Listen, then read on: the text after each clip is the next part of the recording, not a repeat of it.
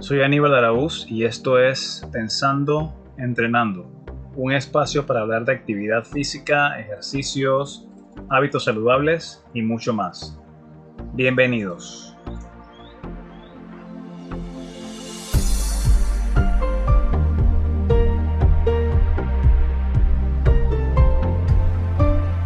Bueno, bienvenidos a todos a un episodio más de Pensando Entrenando y hoy no estoy solo, tengo una invitada, una amiga de hace tiempo, aunque nos hemos visto en persona como 2 veces, si acaso, pero compartimos intereses comunes en salud y en búsqueda de cómo mejorar la existencia en general. Ella es Sabrina Al-Naimi, si no pronuncié mal.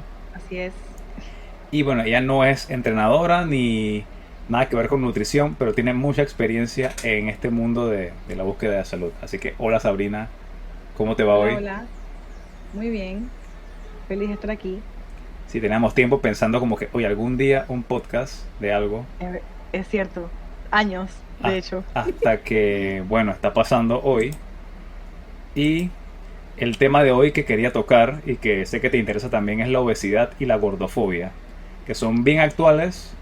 Mucha gente los ha hablado miles de veces, pero creo que es importante como que repetir lo básico, porque hay personas que aún están, digamos que mal informadas, o también demasiado informadas de tanta cosa que no saben ni qué, ni por dónde.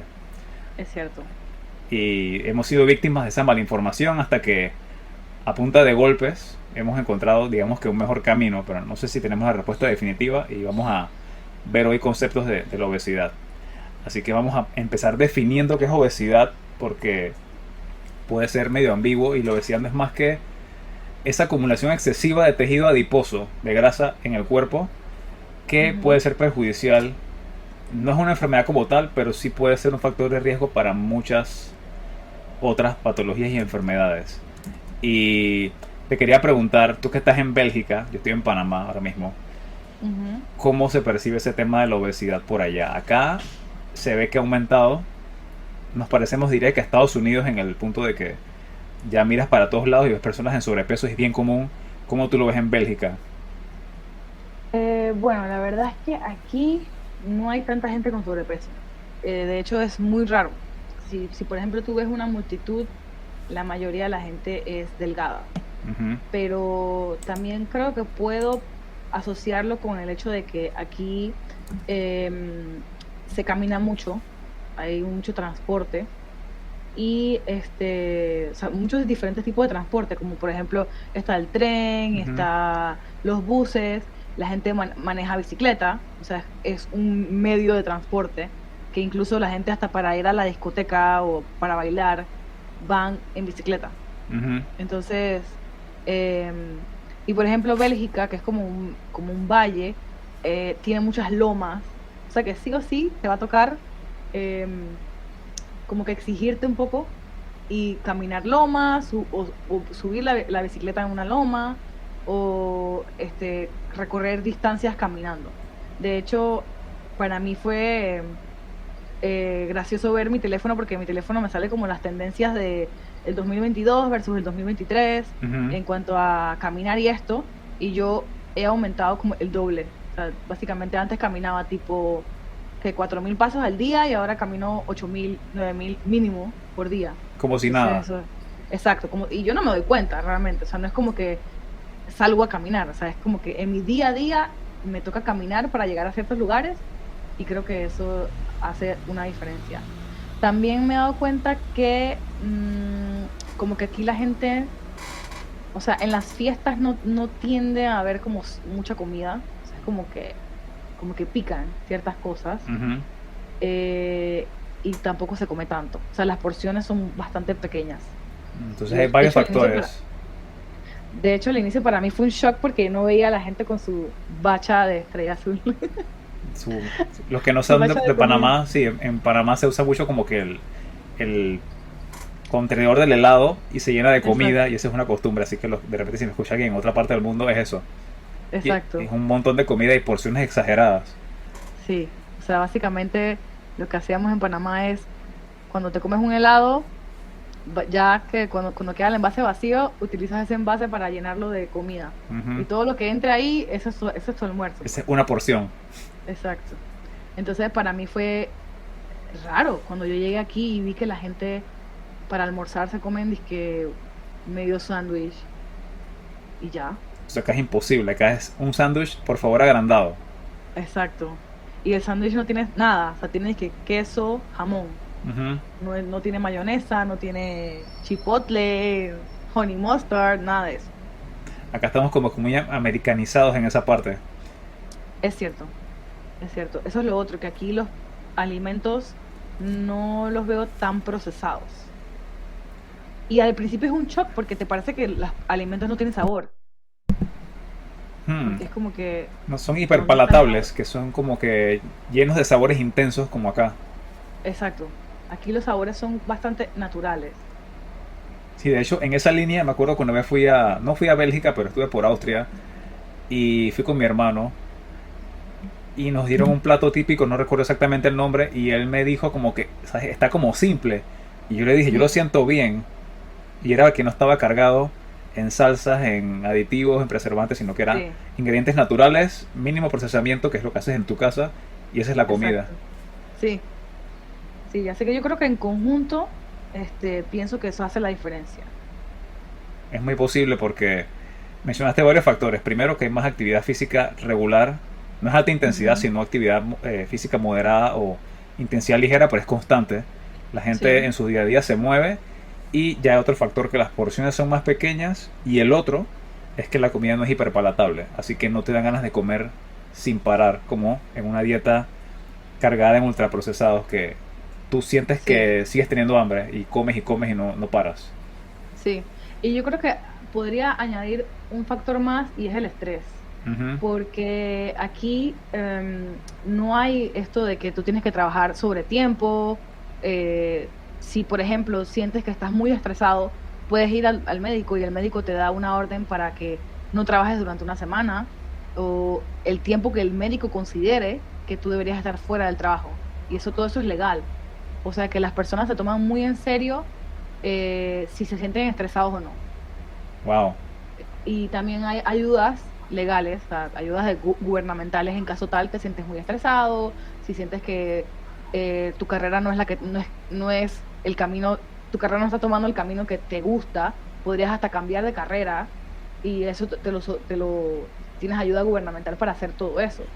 Y yo siento que todo eso también influye, porque obviamente, por lo menos en mi caso, yo que trabajo en la publicidad, en Panamá yo no trabajaba 8 horas. Eso era mínimo 10, 12 horas. A veces me acuerdo que un día me quedé trabajando hasta las 2 de la mañana y eso era el día a día. Era súper normal. Entonces aquí no hay eso. Aquí tú trabajas las horas que te pagan y listo.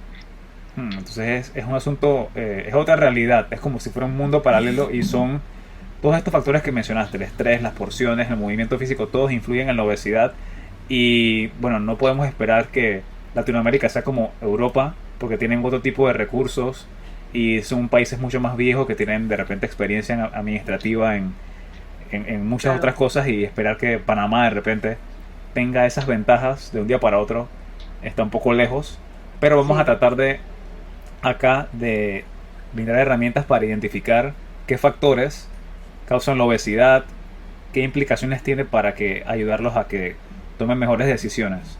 Así que vamos a ver primero perfecto. cómo se identifica la obesidad y hay muchos diferentes métodos. El principal que se ha usado toda la vida es el IMC en español o BMI en inglés, que es básicamente la relación altura-peso que Sabrina y yo consideramos como medio obsoleto y no solamente nosotros sino Sí, muchas personas expertas consideran que es una métrica desfasada porque se tomó en cuenta eh, a razón de agilizar el proceso de determinar quién es obeso y quién no. Bueno, cuánto mides de altura, cuánto pesas y según el coeficiente que da, determina si eres sobrepeso, si eres normal o si eres obeso. Y Sabrina me estaba ujú, contando fuera del aire que eso fue un invento de un belga. sí, Si nos puedes comentar. totalmente. Bueno, esta fórmula en realidad lo hizo, era un belga que se llamaba Adolphe Lambert Ujú, Él era matemático astrónomo y él inventó esa fórmula y en realidad no era para medir el IMC, pero después se le dio como este twist porque, o sea, como que parecía que podía funcionar, ujú. pero en realidad a través del tiempo se han dado cuenta que es que no funciona porque en realidad no es un indicador preciso de la salud, Ujú, porque básicamente no tienes en cuenta dónde está el porcentaje ni la distribución de la grasa corporal de la persona. totalmente. Además, no puedes pronosticar con precisión la salud de la persona en base solamente a su porcentaje de grasa. Y en realidad estas estadísticas solamente fueron creadas, o sea, el benchmark que usaron fue datos de hombres europeos blancos. O Ujú, sea, que no se tomó en cuenta ninguna raza, ninguna etnia, nada, solamente hombres europeos blancos. ujú. Obviamente esto cambia todo, ¿no? Porque Claro. no puedes medir todo el mundo en base a este pequeño estudio, básicamente. Sí, y el IMC no mide tanto la grasa, sino la relación altura-peso, y también está el porcentaje de grasa que se mide Sí. a través de diferentes métodos. Se usa el caliper o el plicómetro, que es como una pinza que saca los pliegues Ujú. cutáneos. Está también el DexaScan, que es como una cama de agua, te acuestas y la máquina saca Sí. una diferencia y te mide tu porcentaje de grasa, cuánto músculo tienes, cuánta agua tienes, cuánto hueso tienes. Son medidas más precisas. Y también está la relación cintura-cadera, que me parece una herramienta bien útil. Y básicamente es el número de la cintura, que sería tu parte más delgada, alrededor del ombligo aproximadamente. Ujú. Tomas ese número y lo divides entre la medida de la cadera, la parte más ancha de la cadera, y la división. Si por ejemplo eres mujer, no debe dar más de punto .90, y en Ujú. hombres no debe dar más de punto .85. Así que si tienen a mano una cinta métrica y quieren saber qué tal está su salud metabólica, un buen indicador es el ratio cintura cadera. Yo saqué mis números, por ejemplo, y mi cintura es 83, mi cadera 102 y me dio punto .81, que está debajo del punto .85, que según este número indica obesidad en hombres. Sí. Mi IMC, por ejemplo, lo medí y me da 24.4, y 25 es sobrepeso. Y las personas que me conocen y me han visto, yo peso 170 Sabes que, libras. Hay exacto, gente que que me jamás dice, puedes estar en sobrepeso. hay gente que me dice que estoy muy flaco incluso. Ujú. Mido 1,78 o 5,10 y me sale que estoy al borde de sobrepeso. Así que yo no le veo sentido al IMC de manera Sí, práctica, porque no toma en cuenta si haces ejercicio, si tienes masa muscular, sí. tus huesos. Como dijo Sabrina, fue en base a una sola etnia y en hombres, ni siquiera mujeres. Así que Ujú. el IMC de verdad no consideramos que sea muy útil. Lo pueden sacar por curiosidad, pero no es una medida 100% confiable para determinar salud metabólica. Sí. De hecho, yo he visto muchas quejas en redes sociales de personas que de hecho son delgadas y que son atléticas y todo esto, que cuando se ponían en las pesas estas que son inteligentes, Ujú. que tienen el IMC incorporado, etcétera, que les decía, la pesa les decía que tenían sobrepeso o que tenían obesidad. Y tú veías a la persona y tú decías como que es claro de que no tienes obesidad.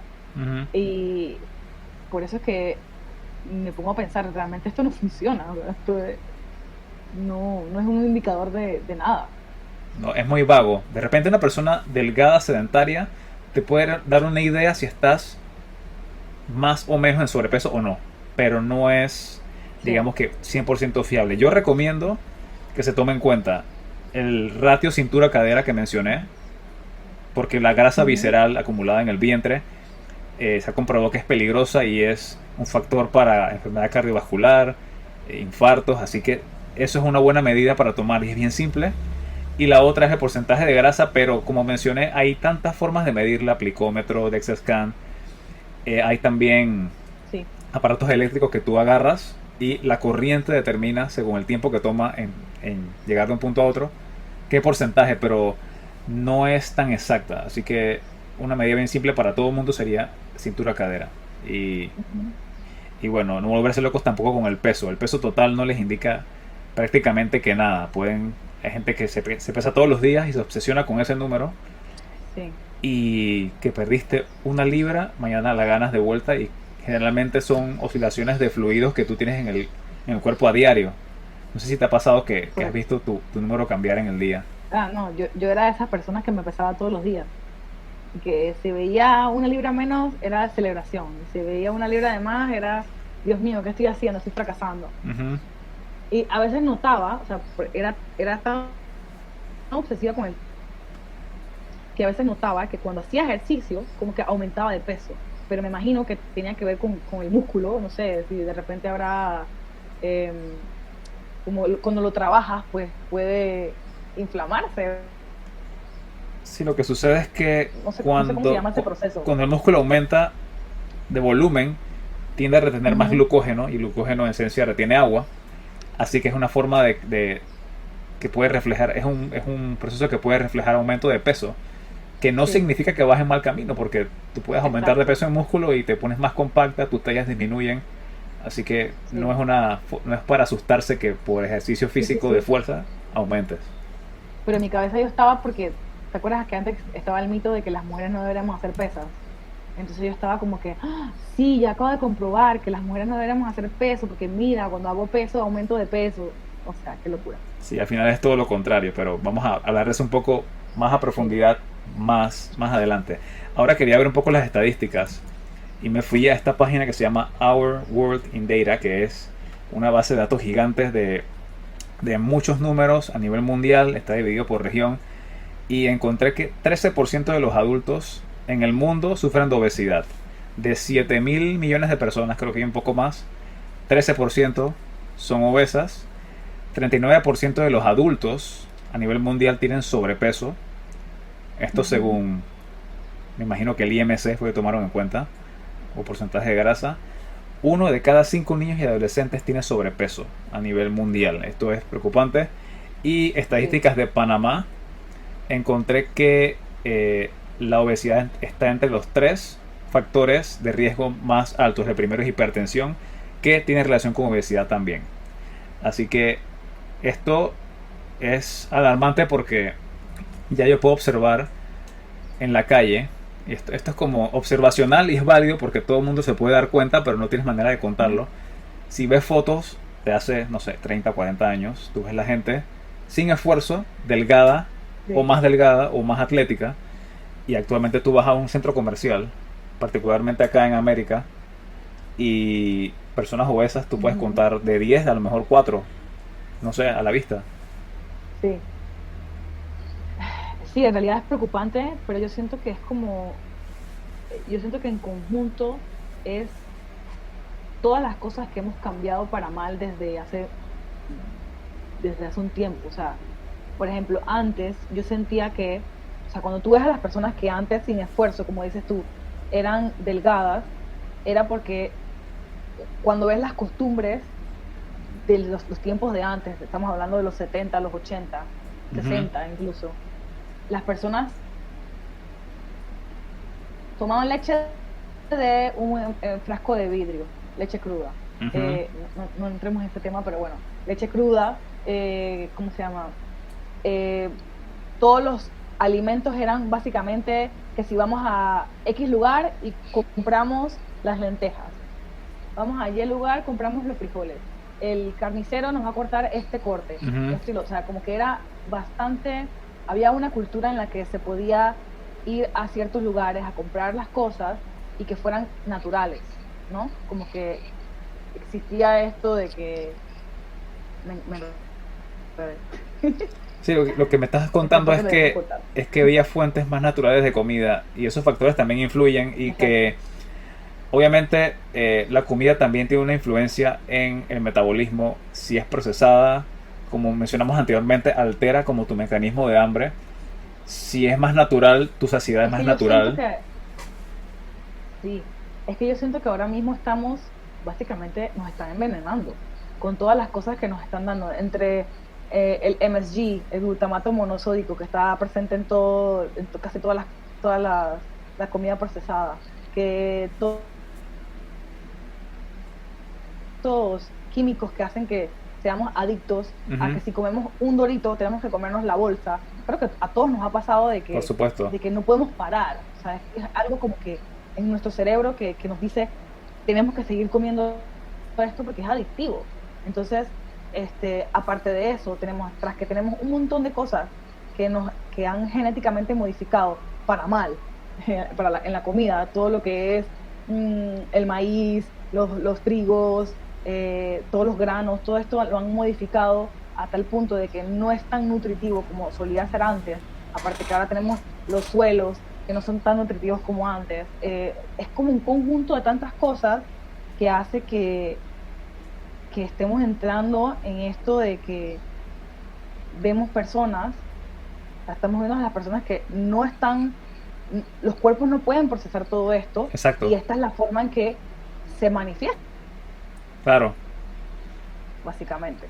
Se manifiesta de esa Y manera porque estamos hechos para guardar energía, porque sobrevivir. Así que el cuerpo guarda todo lo que tú le das.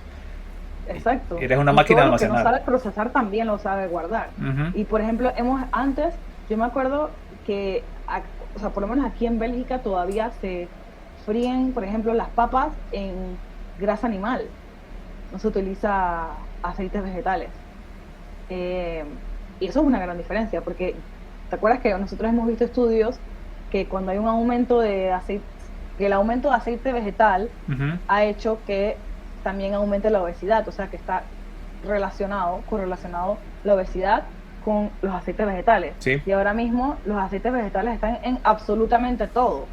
Cuando vas a un restaurante, te cocinan con aceite vegetal. Cuando te comes un alimento procesado, aceite vegetal. O sea, está en todos lados. Y básicamente básicamente es como la nueva pandemia, porque ya no hay forma de controlar qué tiene aceite y qué no, este aceite vegetal, pues. casualmente todo eso que mencionaste, estaba leyendo hace poco un par de capítulos del libro de Jason Funk, El Código de la Obesidad. Ah, sí, buenísimo. Y él menciona ese contexto histórico y se hace la pregunta de en qué momento todo empezó a cambiar. Y básicamente del siglo XVIII para acá, cuando Ujú, se descubrieron las formas de procesar carbohidratos, de hacer harinas, dulces, se comenzó a observar que las personas tendían a aumentar de peso desmedidamente o más que antes. Y sí. desde el siglo XVIII y XIX ya se estudiaba o ya había médicos o profesionales buscando respuestas y encontraban que sí había relación entre el procesamiento de la comida y el aumento de peso anormal. Y no con esto quiere decir, porque van a salir de repente personas diciendo, no, es que el carbohidrato no es el culpable. Tampoco estamos diciendo eso, pero el procesamiento de la comida, como dijo Sabrina, hace que sepa diferente, que el cuerpo no pueda lidiar con eso, porque es un exceso de energía que viene y que no tiene fibra, tiene menos nutrientes. Y lo que hace el cuerpo es, como no tiene forma de procesarlo o no sabe cómo lidiar con tanta insulina, tanta glucosa, tanta grasa saturada que viene de una forma anormal en un paquete, simplemente guardamos exceso de grasa y eso es en consecuencia la obesidad. Y Fong habla de que a raíz del desarrollo médico, del descubrimiento de vacunas y antibióticos, le tiramos como que toda la carga al sistema porque ellos nos van a resolver los problemas de salud. Ujú, Y la gente comenzó a vivir más y de repente los infartos que no se veían porque las personas no pasaban de 50 y pico de años comenzaron a verse porque ya las personas vivían suficiente para desarrollar otras patologías.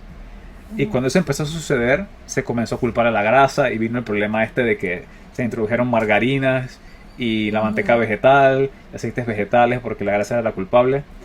En resumen, para spoilearlos, la grasa no es la culpable como tal, sino el Total. exceso de ultraprocesados que el cuerpo no es compatible con esos mecanismos. Evolucionamos comiendo unas cosas y de 100 años para acá estamos comiendo otra cosa y el cuerpo no sabe cómo lidiar con esas sustancias nuevas. Así que eso Sí, es básicamente lo que está sucediendo.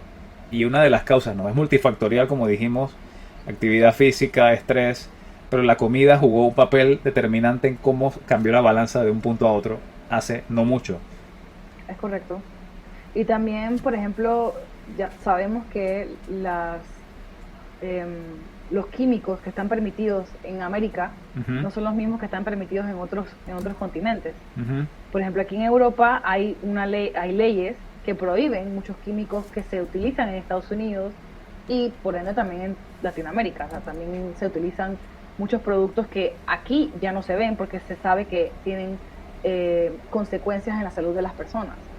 Entonces, al final cuando tú te das cuenta y tú analizas, tú dices, ¿qué le estamos dando a la gente? O sea, ¿qué come la gente? Esa es una buena pregunta. Piensa que es comida y son productos que asemejan ser comida, pero en Exacto. realidad el valor nutricional no siempre es ni siquiera medianamente bueno. Porque si fuera medianamente bueno te lo digo como que bueno, ocasionalmente puedes comerte algo que aporta algo, no es lo mejor, no pasa nada. Pero que te aporte Sí, nada. y es triste porque en realidad, porque la gente, o sea, estamos consumiendo lo que tenemos a mano, lo que nos alcanza con lo que ganamos. O Exacto. sea, no es tan fácil decir como que la clásica, ¿no? Ay, es que deja de comer arroz, deja de comer maíz. No es simple, no es solamente deja de comer arroz, deja de comer maíz. Y tampoco es la Hay solución. tantos factores que hay que tomar en cuenta que eso no es la solución.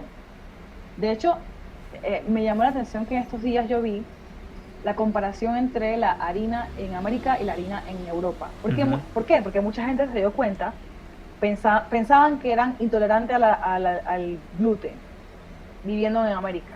Dicen, no, yo no aguanto el gluten porque cuando como gluten me inflamo, me da diarrea, un montón de síntomas que te puede dar.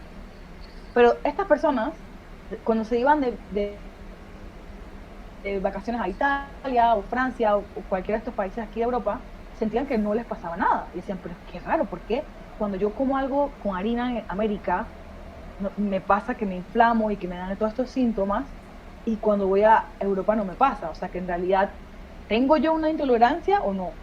Entonces, después, me acuerdo que el doctor Berg, que es uno de los doctores que más me gustan, él hizo una comparación entre las harinas en América y las harinas en Europa. Y resulta que las harinas en América, tras que son genéticamente modificadas, tienen, las fortalecen, entre comillas, con vitaminas sintéticas. Enriquecidas, como le llaman. Exacto, enriquecidas.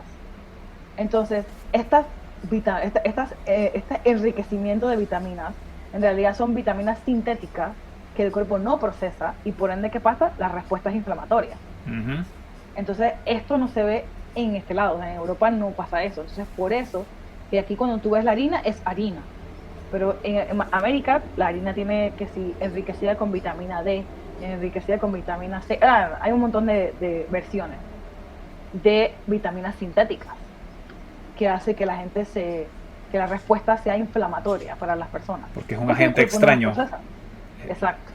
Vamos a Entonces, citar en vez este de... estudio en la caja de en la descripción del episodio para que la gente pueda ver Sí, sí, por su es súper misma cuenta interesante. que sí, que se ha estudiado esto de las diferencias entre harinas. No me ha pasado, pero sí me han comentado personas, incluyendo Sabrina, que me han dicho, Sí, oye, el pan de acá no me cae mal y en América sí me cae mal. Entonces algo es diferente definitivamente. eso para mí fue rarísimo. Sí. Poder disfrutar un pan sin que me caiga mal, sin que me inflame, sin que sienta como que me sienta mal, pues.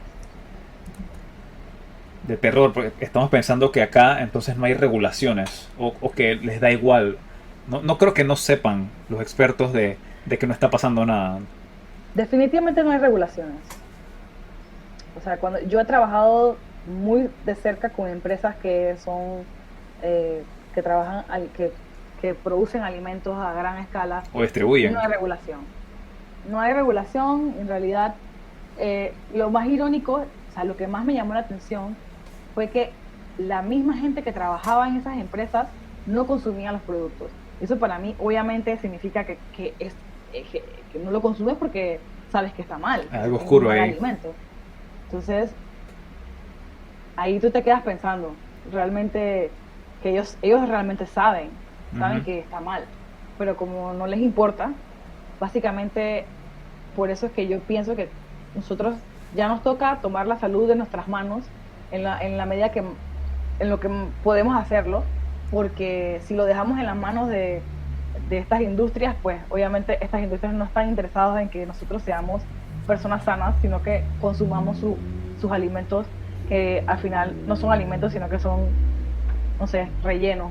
Son productos que parecen comida pero no lo son. Y estamos Exacto. hablando de un par de causas, pero quiero eh, resumirlas nuevamente porque son varias causas que se proponen como las que son detonantes para la obesidad. Ya hablamos de comida y de actividad física. que un exceso de ingesta calórica y poca actividad física y falta de masa muscular, a medida que pasa el Ujú. tiempo, contribuyen a que ganemos peso.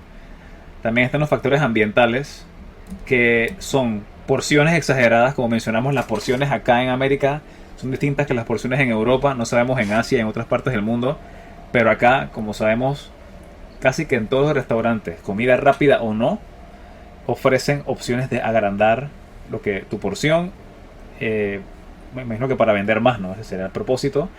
También hay falta de acceso a comida de calidad en supermercados y también que la producción local se ve cada vez menos y todo es franquicias gigantes o multinacionales y el productor local que te vendía leche, carne, vegetales es cada vez más inaccesible y eso es un problema porque la calidad de la comida fresca es muy distinta que la comida empaquetada. También hay Sí. mucho marketing. Sabrina que trabaja en mercadeo sabe que la publicidad de la comida es bien agresiva, la Ujú. comida industrializada. Sí. Y obviamente también la falta de parques, áreas para caminar, como vimos en Bélgica, es una cosa, el transporte público te obliga a que tú te muevas. Y por ejemplo, en el caso de Panamá, la cultura del carro se apoderó. Hay gente que camina en algunas áreas, pero si no tienes carro aquí es muy difícil acceder a cosas. Así que estás Sí. sentado en el carro, sentado en tu trabajo, teletrabajo, y sentado en la noche viendo algún programa de televisión. Muy difícil gastar energía así. Entre las otras causas está la genética, que esto es medio divisivo, pero sí se ha visto que lo que lo que tu papá, tu mamá hace o hizo influye en lo que eres hoy. Entonces, a veces no es culpa de la persona recién nacida que ya viene predispuesta a una obesidad, a una diabetes tipo 2, sino que los hábitos Sí. de sus padres influyen. Y leía casualmente un capítulo del libro de Kate Shanahan, se llama Deep Nutrition, no sé si lo conoces, Sí. y habla del concepto de epigenética. Y la Ujú. epigenética es que no son tus genes solamente, sino que tus hábitos hacen que ese gen se exprese o no se exprese. Sí. Así que tú puedes tener Eh, una predisposición a algo, pero si tú le das el cigarrillo, le das el alcohol, le das el estrés, ahí se manifiesta. ¿Me ibas a comentar Sí. algo? Sí, básicamente es como dicen ellos, que tu genética es la bala, pero tus hábitos son jalar el gatillo. Exacto, es el gatillo. Exacto. Y ella también hacía énfasis en esto de que ella tenía muchas dolencias, cuenta en su libro, y que se dio cuenta de que sus papás no tenían esos problemas, pero era porque los abuelos tenían unos hábitos mucho mejores, los papás no sufrieron esa consecuencia, pero a ella le tocaba porque sus padres sí habían tenido consumo de aceites vegetales, margarinas, comidas procesadas y ella manifestó un montón de problemas que, bueno, les recomiendo ese libro también que los voy a poner en la descripción. Sí. De hecho, gracias a ese libro fue que me di cuenta de que, porque yo pensaba que la salud de la mujer era lo importante para el crecimiento del bebé, pero resulta que cuando han hecho estudios de la placenta y del bebé en general, como que también influye la salud del hombre, Claro. que si ingiere alcohol, que si fuma, que los hábitos, incluso si hace ejercicio, Ujú. también influye en la salud del bebé, o sea, es algo increíble. Entonces, para tomar en cuenta a la hora de tener un hijo. Sí, yo Yo publiqué hace pienso, un tiempo una historia y creo que causó malestar porque perdí seguidores y todo. Y era a modo de relajo o de chiste y de aporte. Decía como que escojan sabiamente a los padres de sus hijos. es que es así. No es solamente cuánto ganen o qué bien se vean, sino qué hábitos tiene esa persona, porque piensen que les van a pasar a sus hijos genes según los hábitos que tienen. Así que si se casan con una persona alcohólica o se juntan con una persona alcohólica, ese mal hábito a lo mejor no lo sufre la persona alcohólica tanto en vida, tal vez sí, pero definitivamente la descendencia lo va a sufrir. Estás sentenciando a un hijo que no ha nacido todavía Exacto. a problemas genéticos o manifestaciones de enfermedades que se pueden prevenir con los hábitos de los padres actualmente. Y Ujú. bueno, es un tema que suena hasta, puede sonarles ofensivo a las personas porque, o sea que yo estoy mal. Bueno, la idea no es decirte que estás mal, sino como que sabes que puedes mejorar. Sí, claro. Y Sí, de hecho, también, de hecho ahora cuando yo estoy haciendo ejercicio o cuando como bien, siempre pienso que es para mí y para mis futuros hijos, sí, porque total. bueno, ya sé que eso influye muchísimo. Sí, y hace más difícil la búsqueda de, si eres una persona soltera, la búsqueda de pareja la hace mucho más difícil porque ahora es un cien por factor más ciento para el filtro. Y bueno, 100%. es horrible en una parte, pero en otra es bueno porque estás tomando en cuenta a una persona que ni siquiera ha nacido y vas a mejorar tus Ujú. hábitos y a buscar personas con buenos hábitos, que me parece súper bien. Sí. Otros factores están condiciones de salud como el síndrome de ovario poliquístico, hipotiroidismo también puede causar obesidad y el uso de algunos fármacos, incluyendo antidepresivos, Ujú, corticosteroides y medicinas para las convulsiones. Así que esos son otros factores que ujú, podrían hacer ganar peso. Está el estrés emocional, la falta de sueño, el insomnio y hay una propuesta interesante que es que la resistencia a la insulina es un causante de obesidad. Está la discusión de si la obesidad causa resistencia a la insulina o si es al revés. Tal vez son las dos. Pero si observamos que a una persona con resistencia a la insulina le cuesta mucho trabajo controlar su peso. es cierto. De hecho, yo tengo síndrome de ovario poliquístico y para mí el tema del peso ha sido una lucha que he tenido de toda la vida porque yo tiendo a ganar peso muy rápido. Y de hecho, el síndrome de ovario poliquístico es una causa de la resistencia a la insulina. Como que van de la mano, O básicamente. resistencia a la insulina igual ovario poliquístico. Casi todas las mujeres que he conocido Exacto. que tienen problemas con el cuidado del peso tienen síndrome de ovario poliquístico. No sé Sí, la causa, pero es una correlación bien fuerte que hay. sí. Yo según lo que he leído es que la resistencia a la insulina, como es una condición que te hace crecer, em, hace crecer cosas en tu cuerpo. Y una Claro, de esas son los tumores, los quistes, los fibromas, o sea, hace, como hay un exceso de hormona, exceso de hace que te insulina. crezca, como hace que te crezca mucho más lo que sea que tengas tú en el cuerpo. Entonces, por lo menos en mi caso, ha sido una lucha entre los quistes y los fibromas, Ujú. porque me he dado cuenta que como va de la mano, como que si tengo un desbalance en mi insulina, tengo un desbalance con mis hormonas y empiezo a tener muchos problemas o sea, de quistes, de fibromas, de todo o de repente que no puedo bajar de peso tan fácil, o que empiezo a tener como de la nada, empiezo a sentir que tengo grasa abdominal, cosa que no tenía antes y así pues. Ujú. O sea, yo me he dado cuenta de eso, pero en mi caso, por lo menos siento que como que yo no tomo por sentado el estrés de ahora en adelante, porque yo me he dado cuenta que para mí el estrés ha sido un detonante. Si yo puedo estar haciendo la misma rutina en un ambiente en el que no siento estrés y me va súper bien, me siento súper bien, desinflamada, voy bajando de peso, estoy controlando mis quistes, mis fibromas, no sé qué, pero si estoy haciendo esa misma rutina en un ambiente estresante, no tengo los mismos resultados. Empiezo a acumular grasa, sobre todo en el abdomen, empiezo a tener los mismos problemas, o sea, los síntomas de descontrol en mis fibromas y quistes que hacen que se me descontrole el periodo, periodos muy dolorosos, me siento cansada, que hay tantos síntomas que es que ya no sé ni, ¿sabes? Es una cosa increíble cómo te afecta la resistencia a la insulina en tu día a día. Y em, por eso es que yo ahora mismo le doy prioridad mucho al control de esa resistencia a la insulina, porque me he dado cuenta que cuando me enfoco en bajar esos niveles de insulina, es cuando veo como que una estabilidad en el resto de mis síntomas. Ujú. Entonces, yo sí pienso que uno se tiene como que uno no tiene que tomar por sentado la resistencia a la insulina y el estrés, porque básicamente es una condición que si no le das la suficiente atención te podría llevar a una diabetes tipo 2 y en realidad no es algo que queremos. Si es como una cascada o un efecto dominó que si una hormona se sale de balance, que es bien complejo el mundo de las hormonas, Sí. las demás también se desbalancean. Y mencionaste eso, algo importante que la insulina, para los que son nuevos en el podcast o de repente no conocen la función de la hormona, ella lo que hace es básicamente meter la glucosa a la célula.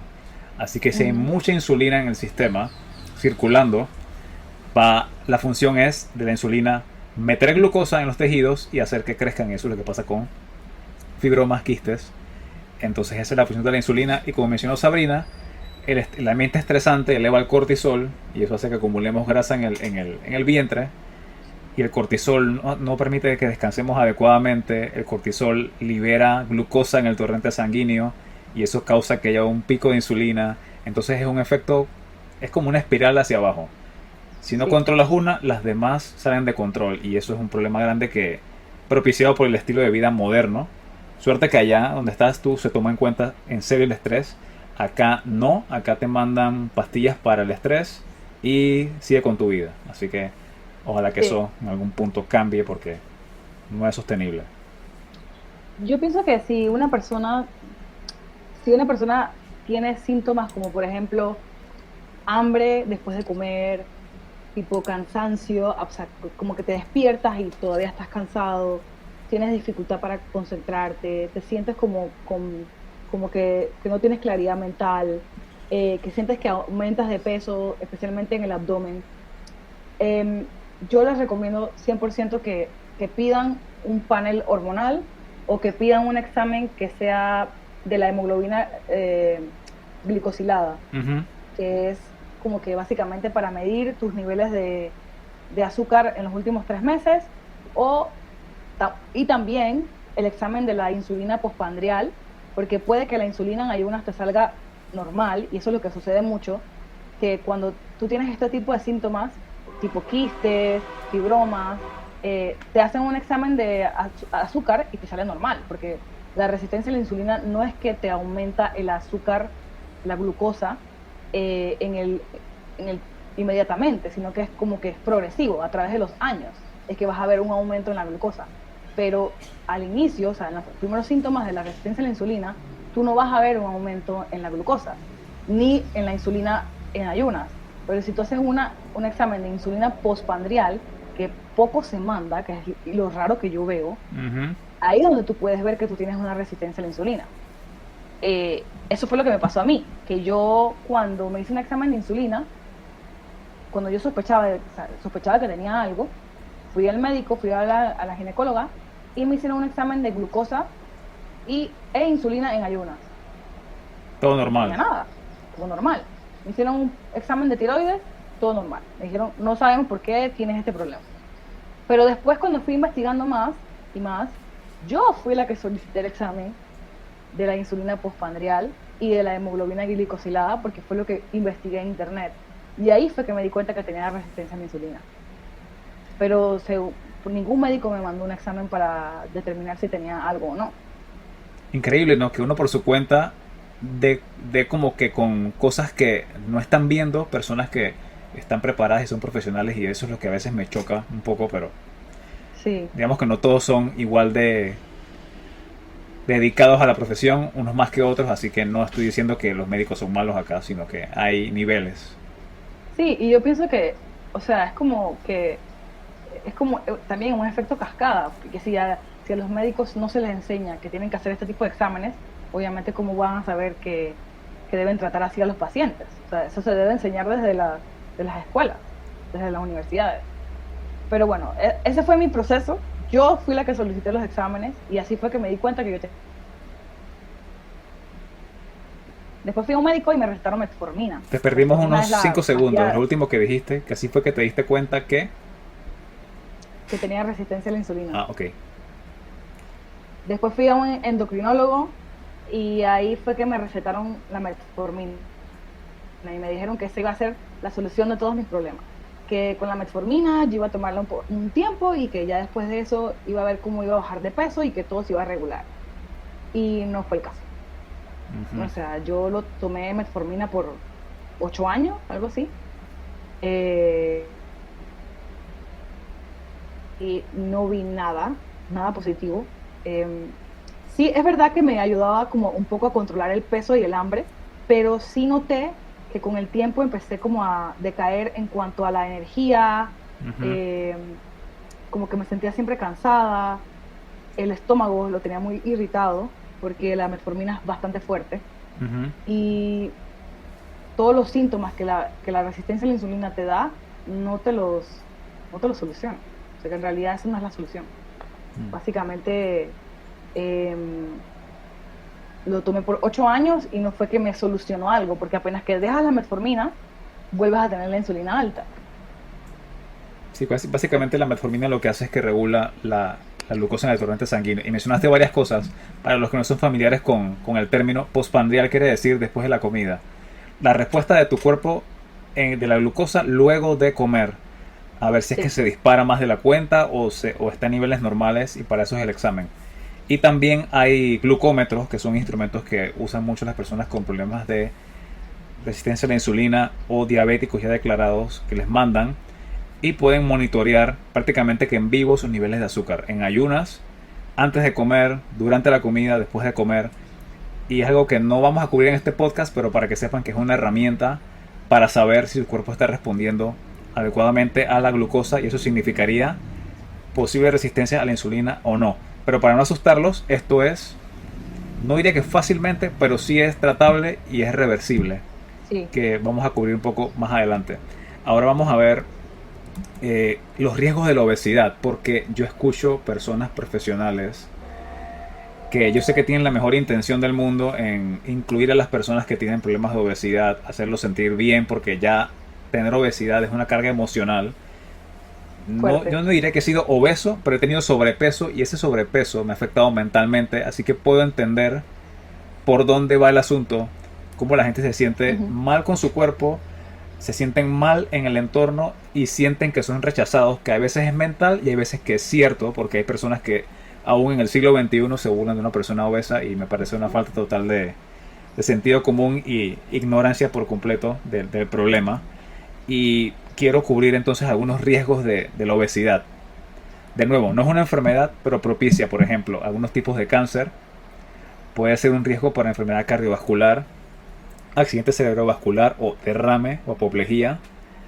También causa o está correlacionada con dislipidemia, que es de repente triglicéridos muy altos, una relación de triglicérido, HDL, colesterol total mal, hay ratios para medir. Está también el riesgo de hipertensión, que tiene que ver con muchas cosas, con la compresión de las arterias también. Está la apnea del sueño, que es esta falta de aire que tienes de repente cuando estás durmiendo. Una Ujú. obstrucción mecánica que lo que hace es que no puedes respirar por un periodo de tiempo. Eso interrumpe tu sueño y obviamente con el tiempo te vas debilitando, tienes menos energía en el día. Ujú. También está riesgo de diabetes tipo 2. Una persona obesa tiene más riesgo de desarrollar diabetes tipo 2. Y como mencionamos, la resistencia a la insulina, está este misterio de que si una causa la otra o viceversa. Y Ujú. también voy a citar acá un estudio que estaba mirando, que hace relación o mira la relación entre la obesidad y la inflamación. Dice mecanismo y complicaciones, y es del 2017, así que es reciente. Y dice textualmente que el exceso de macronutrientes en el tejido adiposo libera proteínas inflamatorias, al mismo tiempo disminuye niveles de adiponectina.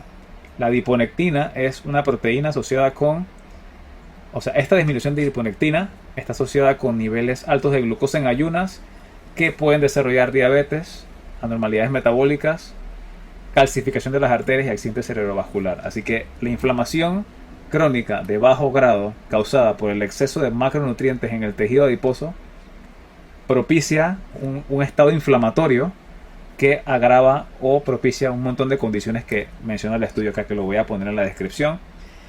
Y uno que me causó bastante impacto, se estudió el impacto psicológico de la obesidad en las personas. El estudio se llama La carga psicosocial de la obesidad del 2018, y el estudio cita varias revisiones sugieren, porque es un análisis de análisis, que entre el 20 y 60% de las personas con obesidad y obesidad extrema en particular sufren de alguna enfermedad psiquiátrica, y este porcentaje es mayor que el encontrado en personas con una composición corporal normal.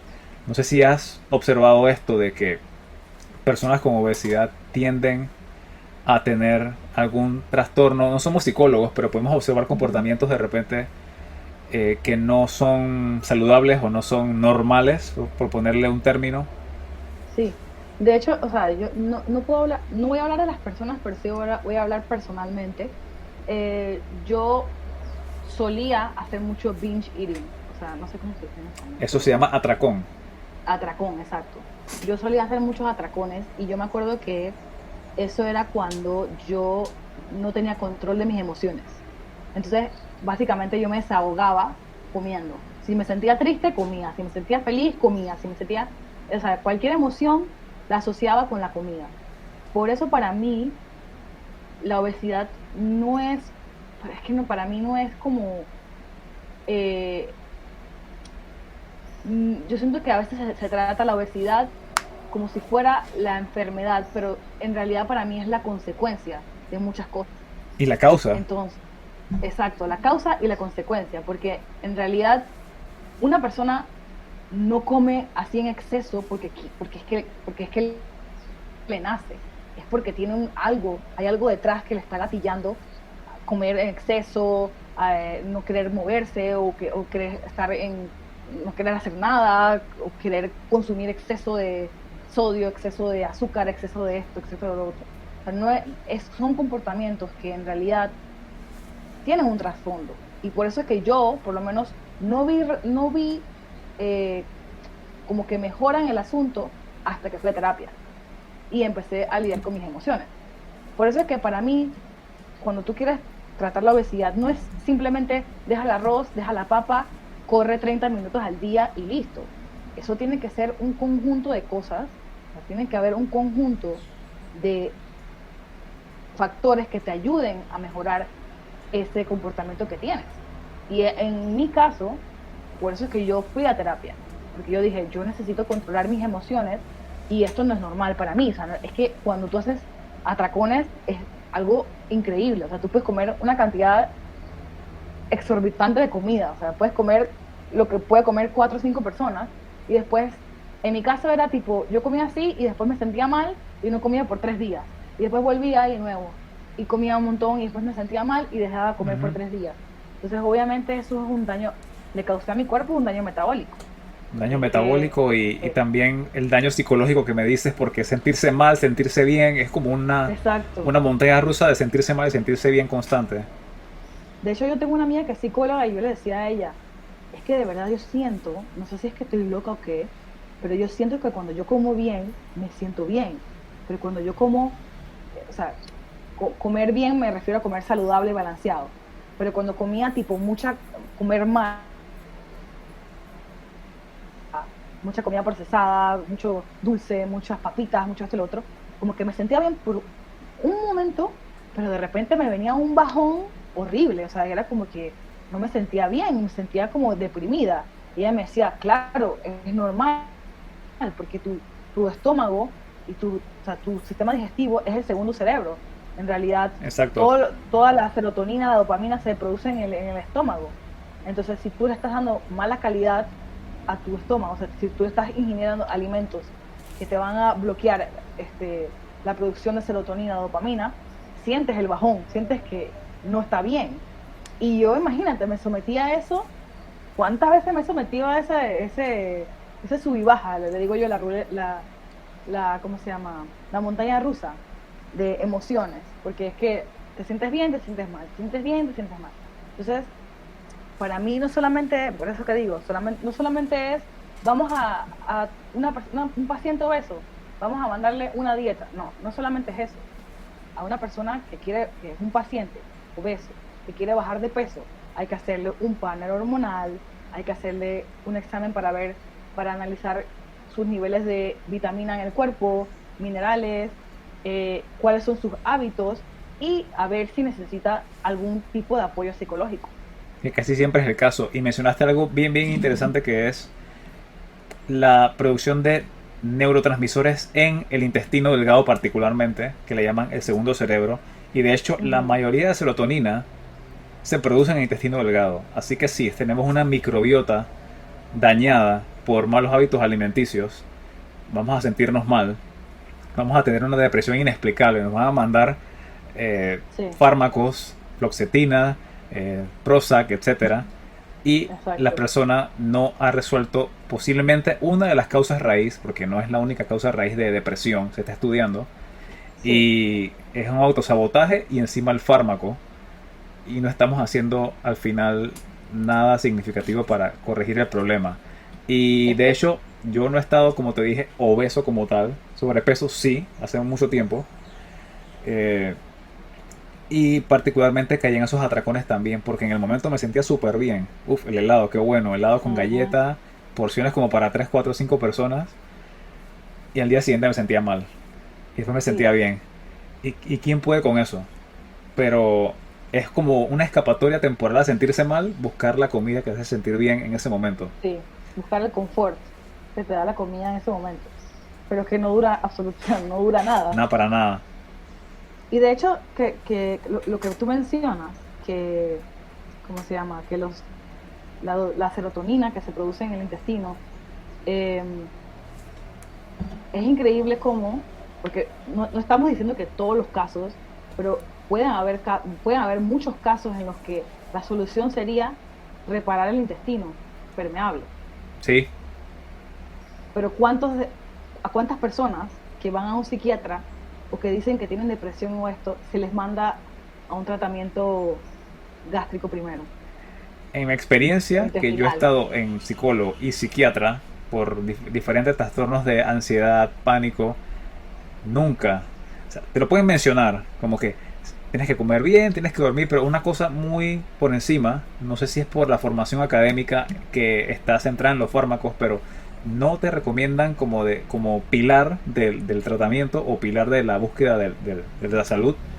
Oye, ¿qué estás comiendo? Ultraprocesado. Come más fibra, come más proteína, aminoácidos. No he escuchado, particularmente yo no he escuchado eso. Yo tampoco he escuchado eso.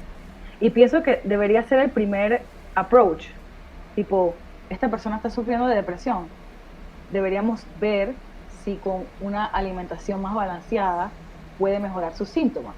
Junto Si con ves que la dormir. persona no está mejorando, pues ahí sí puedes ir más allá, ¿no? Pero nunca he visto que a primera instancia No. se le recomienda a la persona comer mejor, No, y yo quisiera más balanceado. encontrar de repente si alguna persona de la rama de la salud mental, psiquiatría escucha el podcast en algún momento, me gustaría su opinión profesional y ver si de repente hay un fallo en el sistema médico, si se puede integrar, no sé, la actividad física, considerar esto de una nutrición más densa y no tan chatarra, antes de tomar en cuenta solamente el fármaco. Porque el fármaco también tiene su secuencia negativa. Entiendo que hay crisis en que se requiere un fármaco sí o sí, Sí, pero hay muchos casos en los que se toma a la ligera los demás hábitos y todo se vuelve recetar y me parece que no está funcionando como quisiéramos que funcionara. exacto.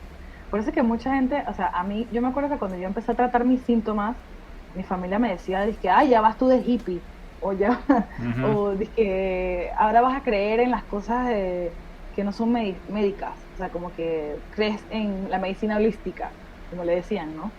Pero no es eso, es que en realidad el approach que yo he tenido durante todo este tiempo ha sido tratar el problema de raíz, no dar una solución inmediata, porque las soluciones inmediatas no funcionan. Porque es como que tú tienes una herida que necesita sutura, pero tú le pones una curita. Realmente no estás haciendo nada, simplemente le estás poniendo una solución momentánea. Pero la herida se va a hacer más profunda, más profunda, más profunda y necesita una solución para que tú puedas vivir mejor, o sea, vivir en tu mejor estado, en estado óptimo. Es lo que cada ser humano merece. Pero que bueno, que en cierta medida se nos ha prohibido por la calidad de alimentos y productos que hemos sido sometidos.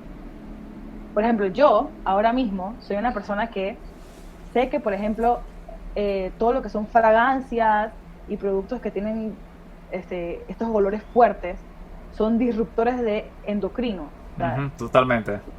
entonces yo sé que, por ejemplo, si yo tengo un problema hormonal serio por la resistencia a la insulina y los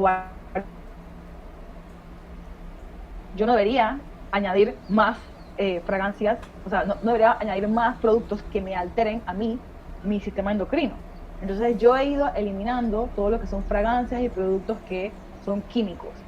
Y la gente me mira como una loca. Dicen que tiene que ver la fragancia con tus quistes, que tiene que ver la fragancia con tu sistema endocrino, eso no tiene nada que ver. Y pues Bueno, me toca a mí simplemente sonreír y decir, bueno, esta es la forma en la que en la que yo estoy tratando mis problemas, porque yo sé que yo he leído un montón de esto y estoy de acuerdo de que si quiero mejorar, tengo que ir mejorando cada aspecto de mi vida. Totalmente. Y bueno, mencionaste el tema de estrogénicos. El tema de estrogénicos, pero voy a dejarlo para otro podcast porque ese es otro Es demasiado rabbit largo. hole como para meterse hoy porque no terminamos nunca.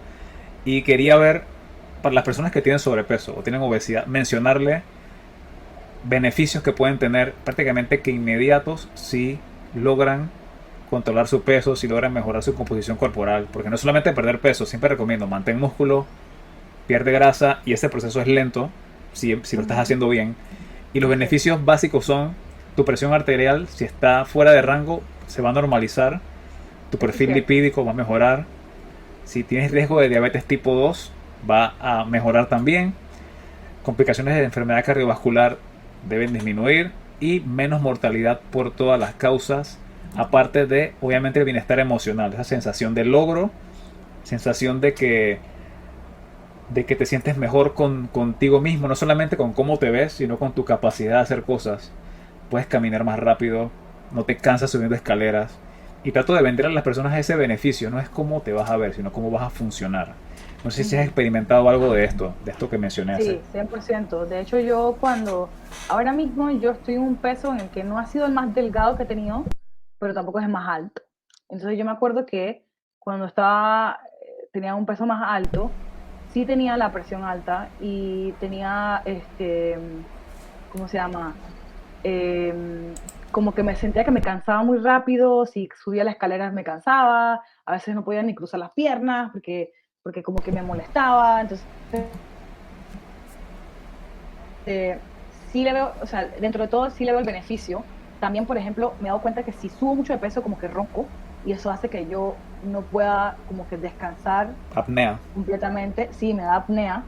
Y 100% tiene que ver, en mi caso, porque ojo, yo no quiero hablar de todos los casos, pero en mi caso sí me afecta el peso en cuanto a la apnea, en cuanto a la presión y todo lo que es el perfil lipídico. Sí he visto una diferencia entre si bajo de peso, subo de peso. O sea, si estoy muy subida de peso, te aumenta todo esto, toda esta lista que tú dijiste, y cuando bajo de peso, pues todo se regula. Entonces,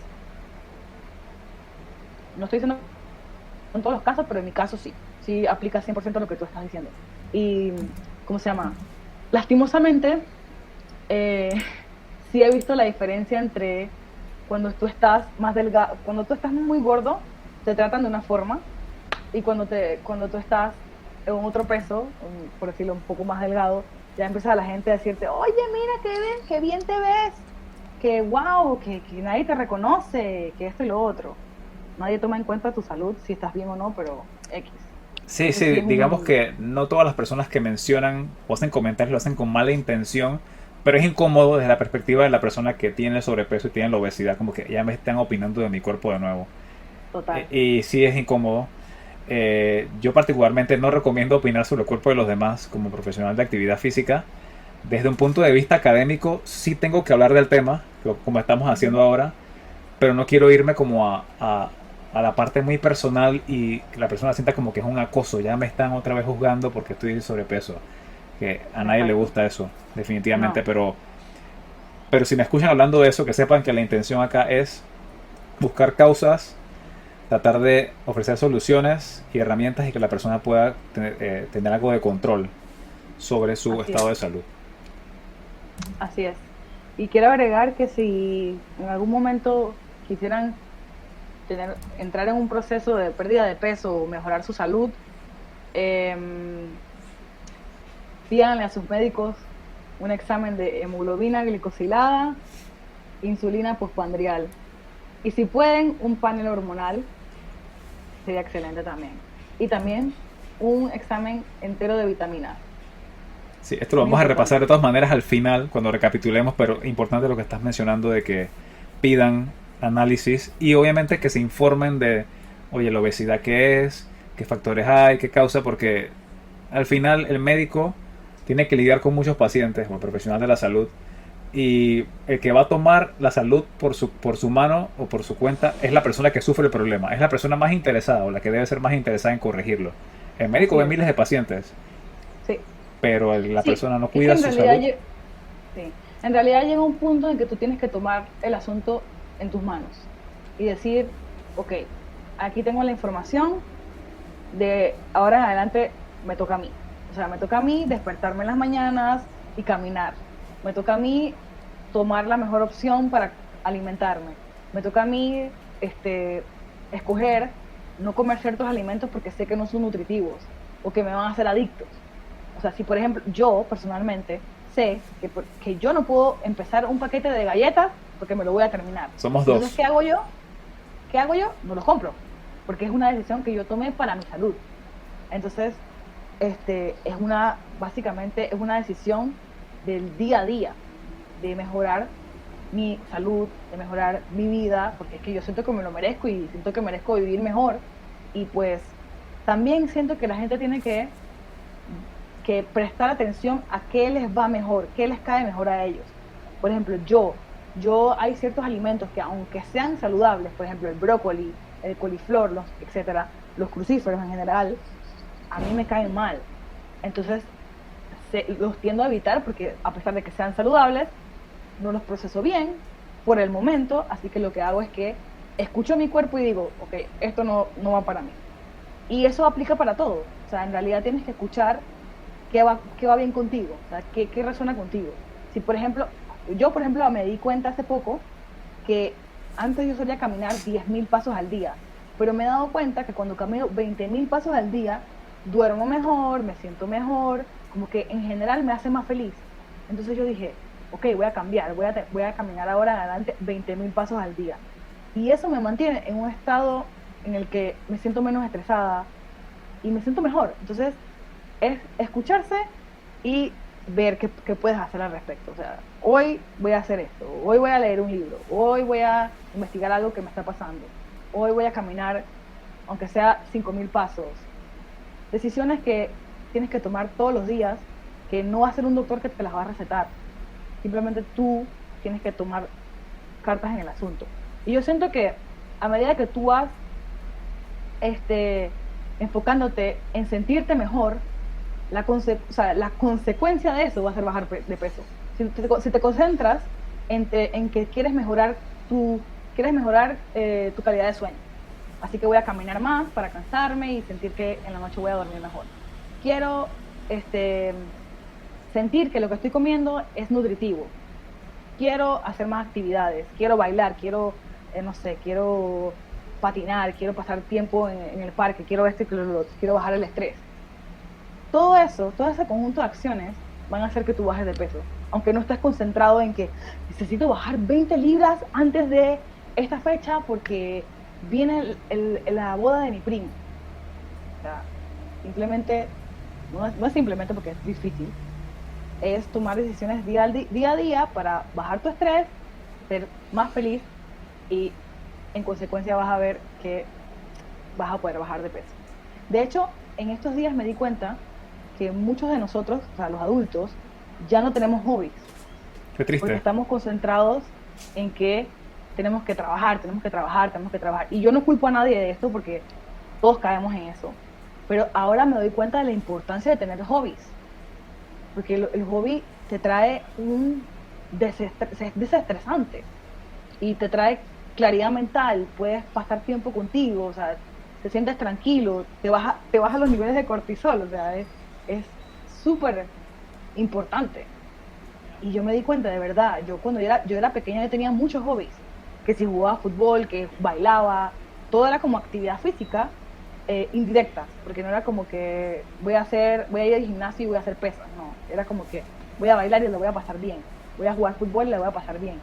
Y esas son las cosas que hemos dejado de hacer, pero creo que deberíamos retomar para que nuestra vida sea menos estresante y por ende podamos ver las consecuencias en nuestro cuerpo.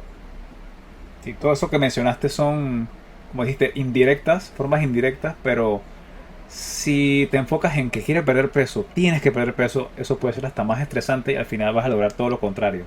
Así es. Y dentro de ese tema, yo quería mencionar esto del impacto social, porque mencionaste actividades, mencionaste convivir. Y recientemente, no sé exactamente cuándo surgió esta tendencia del body positive o el positivismo hacia el cuerpo, el concepto Ujú, de gordofobia, cómo también se ha visto como que la delgadez extrema como una opción. Está o ser muy delgado extremo, tipo tendencia del modelaje, y está ujú. la aceptación al cuerpo obeso o al body positive.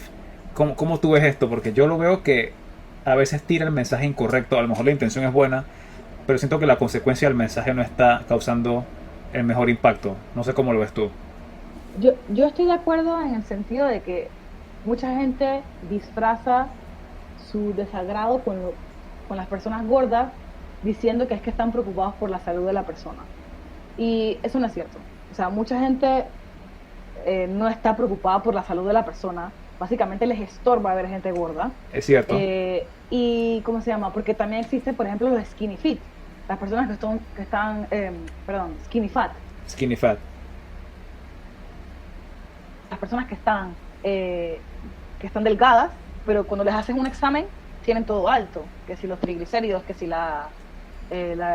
azúcar, la glucosa, todo está fuera de control.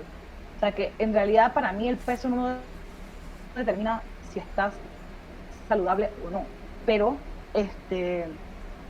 sí pienso que mmm, como que no, me da miedo hablar de este tema, ¿eh?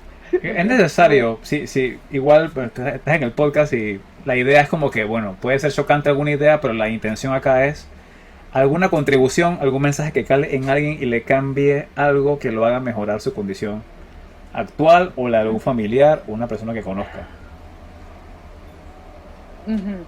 Pero yo sí pienso que si, por ejemplo, tú personalmente no te sientes bien con el peso que tienes y quieres cambiar, eso tampoco está mal. O sea, está bien querer mejorar tu vida y si dentro de eso consideras que te sentirías mejor. A mí me pasa que cuando yo me siento mejor como que en cierto peso y cuando veo que voy subiendo mucho de peso, como que no me siento bien porque Ujú. se me empiezan a dormir los pies o que no me puedo cruzar las piernas porque se me duermen, ya yo pienso que esto es algo que tengo que tomar en cuenta porque no quiero como que tener mayores consecuencias al respecto. Hoy es que se me duerman los pies, mañana qué va a ser, una neuropatía, que no puedo sentir los dedos del pie, o sea, eh, tampoco es dejar la salud al aire y decir como que, bueno, yo pese lo que pese, yo me quiero. Sí es cierto, eso no varía, no varía el amor hacia ti por el peso que peses, pero tampoco pienso que es que hay que ser negligente al respecto. Eso, Hay negligente, hay dejarlo que, todo como al abandono. exacto, cada persona tiene que hacerse responsable de su cuerpo y decir como que, ok, esto no va, esto no me gusta, esto no concuerda no me siento bien así. Si tú eres una persona que en el peso que tú estás te sientes bien, perfecto, o sea, no hay ningún problema. Pero si sientes que quieres hacer un cambio y que te sentirías mejor bajando tu peso o que controlando tus síntomas que te están molestando en el momento, pues pienso que tienes que tomar cartas en el asunto y darte a ti mismo lo que tú mereces. Sí, yo Que pienso sí. que mencionaste muchos temas ahí. Uno, que sí, definitivamente hay personas que disfrazan su preocupación por la salud y en verdad les molesta ver una persona obesa. Ujú, Por diferentes razones, porque fueron criados así o porque simplemente tienen una personalidad abusiva, no sabría la razón exacta. Y también está la persona que tiene sobrepeso y como tú dices, acepta a sí misma, que está súper bien, pero parte de esa estima propia yo considero que debería ser, sabes que yo me valoro a mí mismo, así que yo creo que debería mejorar esta condición de salud. Por sí, esa eso es lo que razón. me pasa a mí. A mí es lo que me pasa, porque yo, por ejemplo, sé que tengo resistencia a la insulina y sé que tengo todos estos problemas hormonales. Si yo digo que no voy a hacer nada, si sigo así, pues por decirlo así, porque yo no tengo malos hábitos, pero digamos que si yo tuviera malos hábitos y siguiera con los malos hábitos, ¿a qué me va a llevar eso? Básicamente es a una diabetes tipo 2 y es una enfermedad crónica degenerativa y, o sea, no hay un buen camino, por decirlo así. O sea, esa va a ser la consecuencia de mis malos hábitos. Pero, pero sí, sí, personalmente, yo, siendo gorda, he recibido muchos comentarios tipo, es que estoy preocupada, ya no tanto porque ya no tengo tanto sobrepeso como antes, pero Ujú. cuando yo estaba en mi máximo peso, es que estoy preocupado por ti. Una vez yo me acuerdo que yo, en mi peso máximo, mi pareja, en ese entonces, que comía Cheetos y Ujú. Coca-Cola todas las noches y mac and cheese, me decía, es que estoy preocupado por ti. Yo decía, ¿Quién por quién? pero, ¿por qué estás preocupado por mí? Y yo, o sea, tú me veías a mí y yo comía ensaladas, pollo, huevo, carne, o sea, comía súper balanceado, caminaba todos los días. Sí tenía sobrepeso, pero estaba trabajando en eso. Y él me decía a mí que es que él estaba preocupado por mi salud. Y para su sorpresa, un día nos hicimos un examen y adivina quién salió peor. Me imagino. Exacto. Sí, Yo tenía todo en orden y él salió con la azúcar alta y con los triglicéridos altos y esto. Pero él pensaba que porque él era delgado, entonces él estaba bien, porque es eso, como que las personas piensan que delgado es sinónimo de saludable, gordo es sinónimo de que no está saludable y no es siempre el caso. Y por eso es que yo siento que la gente no se debe meter con los cuerpos, ni el peso ajeno, porque tú no sabes por qué está pasando a la persona. no sabes en qué momento de su lucha está, ni por qué, ni cómo Exacto, llegó ahí. no sabes, Sí, no y sabes. eso que mencionaste, lo de skinny fat, que sí, las personas, yo me veo bien o me veo delgado, estoy en el IMC, toman hasta el IMC como referencia Sí. y digamos que totalmente desestiman sus hábitos. Están tomando alcohol constantemente, por ejemplo. Eh, la alimentación ultraprocesada, comida chatarra todo el tiempo, niveles de estrés súper elevados, que no es culpa de la persona, pero hay que hacer algo a pesar de que no sea tu culpa. Entonces, esta mentira de que, o este debate que se ha puesto de gordo versus flaco, me parece que es muy reduccionista, no dice la historia completa.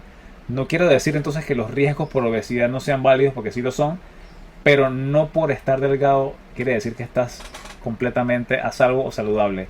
Y la propuesta Exactamente. entonces es que te enfoques en mejores hábitos y en volverte más fuerte. Y más fuerte no quiero decir un luchador o el hombre increíble o la mujer maravilla ni nada, sino Ujú. que te enfoques en tu capacidad funcional de hacer tareas, de que puedes caminar, no te cansas, subes escaleras, cargas cosas, riegas las plantas, sentir que funciona, sentirte bien y poner la atención si estás en sobrepeso, tu sobrepeso, y si estás delgado, no pensar que por estar delgado estás bien.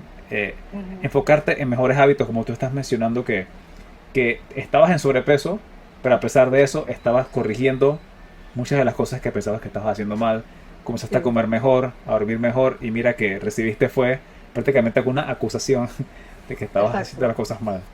exacto. Y lo irónico fue que fui bajando de peso un montón, porque yo de hecho yo conocí la dieta low carb gracias a Aníbal, y yo la empecé a practicar y me di cuenta que tuve resultados rápidos y sostenibles. O sea, era algo que en verdad me funcionaba. Y yo soy la persona que ha probado absolutamente todas las dietas. Que si la vegana, la vegetariana, la, ¿cómo se llama? La paleo, la mediterránea. La mediterránea también es, para mí, la que más me ha funcionado ha sido la mediterránea y la low carb. Entonces, em, yo, siendo una persona que ha tratado todas las dietas del mundo, en ese momento cuando empecé a hacer la low carb, esa fue la que tú me introduciste, empecé a ver resultados rápidos y cuando empecé a bajar de peso fue como que, ¡oh! ¡Wow! ¡Wow! Ahora sí eres saludable. Y es como que, ¿qué hablas? Es ¿Qué solamente un hablas? indicador, claro, no toma en cuenta nada. Exacto. Porque cuando yo me hice exámenes, yo estaba bien. O sea, yo tenía todo dentro del rango, excepto la insulina. Eh, pero no fue que como que hubo un cambio, no hubo como que una comparación entre mis exámenes de antes con mis exámenes de ahora. Simplemente visualmente me veía más Claro, delgada y para las personas significaba que yo estaba en mejor salud. Pero bueno, ya posiblemente sabemos algo que, mejoró, pero no es un indicador fiel de que automáticamente estás en mejor estado. No. exacto, Porque mira ahora cómo está la moda de la gente que se inyecta que Ozempic y Mounjaro, que es como, básicamente es como insulina, Ujú. es como un tipo, le dicen semaglutide, que es como reacciona, o sea, funciona básicamente como la insulina para los diabéticos. Y las personas ahora con obesidad se están inyectando, El nombre por del bajar de fármaco es peso. Y mucha gente Ozempic. tiene, Ozempic sí, es el nombre del fármaco. sí, Vamos a poner en la descripción para que las personas vean de qué se trata. sí, Y bueno, sí. quería ir a la última parte, o casi penúltima parte ya. Ujú, Que bueno, ¿qué podemos hacer al respecto? Cosas básicas. Y bueno, es actividades al aire libre. Sé que en el caso de las personas que viven en una sociedad que de repente favorece el movimiento, que el transporte público va en línea con caminar y moverse, esto es fácil, pero en un lugar como Panamá tienes que sacar tiempo intencionalmente porque si no te quedas en el mall y en la oficina, si no, sí, no te mueves nunca. Está ejercicio regular y cuando hablo de ejercicio regular me refiero a tanto actividades aeróbicas, que puede ser simplemente caminar, y también ejercicio de fuerza, que insisto siempre, que el músculo no te va a hacer gigante, sino que el músculo, cuando lo tienes en el cuerpo, en presencia, ese tejido gasta energía y va a mejorar tu composición corporal a largo plazo. Y si estás adaptado ya, puedes hacer intervalos, que sí debe ser supervisado, recomiendo yo, para que no sí, hagas algo en exceso, te lesiones, pero sí lo recomiendo. En cuanto a alimentación, ya Sabrina mencionó un montón de dietas que ya trató. Aquí la solución no es una dieta en particular, sino como cumplir con algunos conceptos que son que haya saciedad y que haya densidad nutricional. Que lo que tú comas sea predominantemente fibra, no importa qué dieta es, proteína y grasas saludables. Y que lo que tú comas te calme esa hambre y que tú tengas que esperar solamente hasta la siguiente comida. Que no estés picando constantemente, que no estés siempre con bajones de energía porque comiste algo que te llenó en el momento y al rato ya tienes hambre, no tienes energía. También el orden de la comida importa. Hablamos el otro día de eso, de que comer ujú, primero para generar menor impacto de la glucosa en la sangre. Y básicamente es la fibra primero. sí, Hay gente que pone algún tipo de vinagre con esa fibra, vinagre sí, balsámico, de sidra de manzana, luego la proteína y luego lo que es más almidonado. No sé si has tenido sí, resultados con esto. sí. De hecho, yo he estado practicando eso hace poco y me he dado cuenta que me funciona. Básicamente lo que yo hago es, antes de comer, esto lo aprendí hay una científica que se llama Glucose Goddess en Instagram, que tiene como que o sea, hace análisis científicos detrás de ciertos alimentos, ¿no? Es lo Y máximo. cómo te los comes en el orden y todo lo que influye. Entonces, ella recomendaba, antes de comer, que te tomaras un vaso de agua con una cuchara de vinagre de manzana, vinagre de sidra de manzana. De hecho, este es el vinagre que tiene como, le dicen with the mother, es como con la madre, que básicamente se ve como, cuando tú ves la botella, se ve como sucia, Es como una nube, pero no, sí, se ve como cloudy, sí, ¿cómo se dice? nublado. Se ve nublado, ajá. Entonces, agarras una cuchara y la añades en un vaso de agua. Te tomas esto y te lo tomas como de entre 5 o 10 minutos antes de comer. Y ya después, cuando como, básicamente lo que yo tengo es tipo fibra, digamos, si tengo zucchini, me como el zucchini primero. Vamos a decir que tengo zucchini, eh, bistec y tengo zanahoria, porque yo como low carb. Eh, y tengo aguacate. Entonces lo primero que hago es que me como el zucchini, Ujú. eh, después me como el aguacate, La después me grasa. como, ajá, el zucchini, que es la fibra, el aguacate, que es la grasa, la proteína, que es el bistec, y por último me como la zanahoria, que es que tiene fibra, pero también tiene carbohidratos. Es el que, lo que mencionaste, es el alimento que más glucosa contiene. Exacto. Entonces, eso es lo que he hecho y sí siento que me ha funcionado. ¿Por qué? Porque en el día a día siento que tengo más energía, que he podido bajar la grasa abdominal, y hasta en el rostro se me notaba que como que empecé a bajar como la grasa de todos lados, como la grasa de la cara, del mismo cuerpo, o sea, es increíble. Pero más que nada, lo que más me gustó fue que no sentía como ese bajón después de comer. Como que a veces pasa que cuando tú comes, sobre todo cuando tienes resistencia a la insulina, cuando tú comes te da un bajón tremendo porque obviamente es como que tú comes, se te aumenta la insulina y después cuando vuelva a bajar sientes como que no tienes energía y ahí es donde viene la segunda taza de café y viene y dice, bueno, ok, El necesito Monster que me y el hagas Red algo. Bull. Exacto, o hay gente que come disque dulce porque dice, bueno, tengo que comer un dulce para poder tener energía, ¿no? Y sí funciona, pero por muy, muy corto Sí, siento plazo. que sí, es decir, y tú sabes lo irónico de todo esto es que yo era de esas personas y no me di cuenta, o sea, es como que estamos dados a hacerlo el día a día, como que, ay, es que no me siento con energía, me voy a tomar una taza de café, me voy a comer un sneaker, o sea, como que soluciones así rápidas que te dan energía por 2, 3 horas y de nuevo viene el crash y después vuelves a estar sin energía y tienes que volver a hacer algo para que puedas tener energía para poder terminar el día. Entonces, eso no me gustaba para nada. Y yo siento que cuando tú tienes resistencia a la insulina se incrementa esta sensación, porque obviamente tienes un incremento de insulina más alto. Entonces, este tipo de orden para hacer las comidas, sí me ha ayudado muchísimo en controlar esos bajones. Y eso es lo que más me ha gustado, aparte aparte de bajar de peso, ¿no? Claro, Porque esa sí es he la visto que, consecuencia. exacto, eso es lo que hemos estado hablando. Esa es la consecuencia, pero en realidad lo que más me he enfocado es en cómo me hace sentir. Y definitivamente me siento con mucho más energía. Y eso me afectaba muchísimo porque cuando estaba trabajando, si yo almorzaba ya me sentía como que me quiero ir a mi casa a dormir. Así que lo he estado aplicando y sí les digo que funciona, 100%.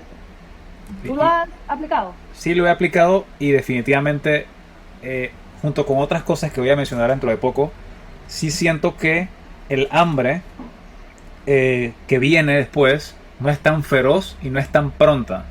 Sí, Demora más. Y otra cosa importante que estoy mencionando acá son comer relajado. No coman viendo noticias o haciendo algo cierto. estresante porque tú tienes que concentrar la sangre en el sistema digestivo para digerir tu comida bien, absorber esos nutrientes. Si comes estresado, no vas a absorber, va a afectar también tus niveles de ácido estomacal si estás muy estresado. Así que ese es otro Sí. factor. Bueno, hablando de ácido estomacal, también recomiendan no comer tomando tanta agua. Como que primero comas. Antes puedes tomar agua, minutos antes, si tiene Ujú. vinagre porque aporta algo de ácido, pero durante la Exacto, comida no, porque diluyes ese ácido estomacal. exactamente. Y Y es otra cierto lo cosa, que tú dices de comer relajado, porque yo solía ser de esas personas que comía mientras que veía TikTok o Instagram, y cuando comes, o sea, es que ni siquiera te das cuenta que terminaste el plato. Y tú dices, ya terminé de comer. Y ya ni siquiera, o sea, tu cerebro no ha procesado de que te comiste un plato entero de comida. Estás tipo, oye, y quiero tampoco comer más. masticaste bien, que es otra parte muy importante, que triturar la comida le alivia la carga del sistema digestivo porque recuerden que tienen que esa comida destruirla en pedazos minúsculos, en moléculas para poder absorber. Y si tú estás masticando de manera insuficiente, va a ser mucho más difícil para ese ácido estomacal y para todo el resto del tracto digestivo absorber y procesar todo lo que te estás comiendo. Otra cosa importante es el tiempo de las comidas. Principalmente tomamos en cuenta la última comida del día. Tratar de dejar 3 horas, mínimo 2, desde el momento que cenas hasta que te vas a dormir. Te acuestas a dormir a las Sí, 9 y comes a las 8. Esa es energía extra que no usaste para nada y te va a contribuir a síndrome metabólico a la larga o a obesidad o a problemas de sí. dislipidemia. De hecho, yo personalmente, yo trato de no comer después de las 6. Y me funciona porque siento que duermo mejor, porque como que a veces, bueno, es que yo también tengo como una sensibilidad gástrica, que cuando sí como muy tarde, cuando me acuesto, me siento muy llena y no puedo dormir bien. Siento que como que a veces se me sube como que tengo reflujo Ujú. y esas cosas las puedo evitar cuando como este, tipo hasta las 6, o sea, como hasta las 6 máximo y me duermo tipo 10 11 como que le doy unas 3 4 horas a mi cuerpo para que pueda digerir y que pueda dormir bien, pues, Yo que lo no hago puedo como a las tener todas 7 estas y me acuesto a la enfermedades. misma hora que tú. Y sí, sí, como muy, muy cerca de la hora de dormir, tengo problemas de reflujo también. Así que Sí, definitivamente es otra razón para evitar comer como que tan cerca de la hora de dormir. Y lo otro es que, en cuanto al tiempo de la comida, es que trate de darle 12 horas desde tu cena hasta tu desayuno. Ese es el ujú, ayuno intermitente básico que le recomendaría a todo el mundo. Más de eso, en realidad no le encuentro un beneficio extra. Pero este de 12 horas, súper bien sí, porque le das como un break al sistema digestivo y también contribuye a utilizar energía a largo plazo y a disminuir tu probabilidad de ser obeso o de tener trastornos con los lípidos o con la glucosa. Darle 12 y horas al también, cuerpo. y también como que despertar la autofagia en mi cuerpo. Sí, la autofagia, que es básicamente la habilidad de las células, de las defectuosas, de que se destruyan, porque tienen que destruirse para no volverse Sí, un problema más adelante en el cuerpo. Y sí, otro, con 12 horas ya puedes lograr la autofagia en tu cuerpo. necesitas más que eso, y con ejercicio de fuerza. Así que no traten ayunos de 3 4 días, a menos que sea una cosa terapéutica y supervisada. Definitivamente no recomendamos Yo eso. solía ser de esas personas que hacía ayunos de 24 horas, 48 horas y no lo recomiendo. No lo recomiendo porque es muy fuerte. Es muy Sobre fuerte y todo te estás si desnutriendo al tienes, final. sí, sobre todo si eres una persona que tiene como, mm, que sufre como de binge eating, de comer así, como tener atracones. No es bueno pasar de un extremo a otro. No, y de hecho las personas que comen desayunos muy, muy livianos, almuerzos livianos, tienden a compensar y a comer de más incluso cuando viene la cena. Así que Ujú, eso de aguantar hambre durante el día porque estás cortando calorías, créeme que en el momento que te enfrentes a un plato de comida en la tarde vas a tener ganas de eso es comerte hasta el cierto. plato. Eso es cierto. Yo me acuerdo que cuando yo hacía ayunos de 24 a 48 horas, en el momento que tenías que comer, yo hasta temblaba así como, De de desesperación. Dios, ajá, hasta que al fin, comida, wow. No, no Y es algo bueno, que volvería a mencionamos hacer. ahí dentro de dietas mágicas el ayuno, que si el veganismo, que si el carnivorismo. Yo personalmente no me adhiero a ninguna dieta. De repente mi estilo de comida es predominantemente low carb, pero no es que Ujú, tengo digamos que un dogma que tiene que ser low carb. De vez en cuando yo como algo fuera de eso. Es sí, sostenible. Eh, la dieta carnívora, como hablamos algunas veces, tiene sus beneficios, pero no porque la carne sea mágica. Obviamente tiene densidad nutricional y todo, pero si de repente te sales de algo inflamatorio por un tiempo, te puede ayudar. sí. Dieta mediterránea tiene sus bondades porque predomina grasas tipo aguacate, monoinsaturadas, aceite Ujú. de oliva, carnes, Oliva, vegetales, aceitunas. sí, eh, pero al final, si abusas de lo que sea en cualquier dieta, vas a tener problemas. Si abusas de la sí, carne, vas a tener problemas. Si abusas de la aceituna, si abusas de lo que sea. sí. De hecho, personalmente, ahora mismo, yo hice keto por 2 años. Después pasé a low carb.